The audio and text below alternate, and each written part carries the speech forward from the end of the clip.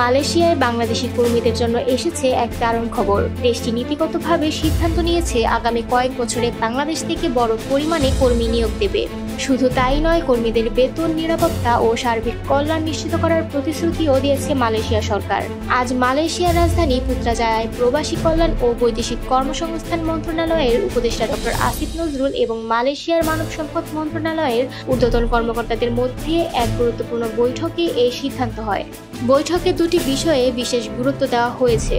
প্রথমত, মালয়েশিয়ায় কর্মরত বাংলাদেশি শ্রমিকদের ন্যায্য মজুরি ও সুযোগ সুবিধা নিশ্চিত করা। দ্বিতীয়ত, একটি স্বচ্ছ ও নিয়মতান্ত্রিক নিয়োগ প্রক্রিয়ার মাধ্যমে নতুন কর্মী পাঠানোর পরিকল্পনা গ্রহণ।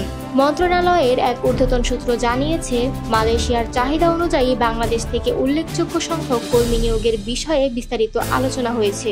এমনকি 20,000-এরও বেশি কর্মীকে কোনো খরচ ছাড়াই নিয়োগ দেওয়ার সম্ভাবনাও রয়েছে।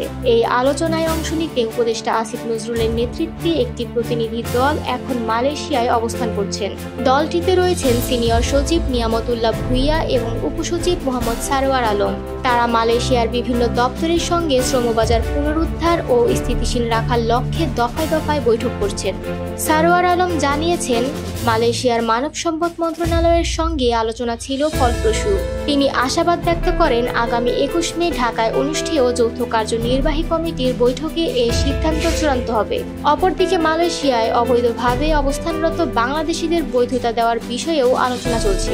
আজ সন্ধ্যায় মালয়েশিয়ার স্বরাষ্ট্র মন্ত্রণালয়ের কর্মকর্তাদের সঙ্গে এই বিষয়ে আরেক দফা বৈঠক হওয়ার কথা রয়েছে। বাংলাদেশ হাই কমিশনের মতে, মালয়েশিয়ায় শ্রমিকদের মজুরি মধ্যপ্রাচ্যের তুলনায় প্রায় দ্বিগুণ, যা আমাদের রেমিটেন্স প্রবাহে ইতিবাচক প্রভাব ফেলতে পারে।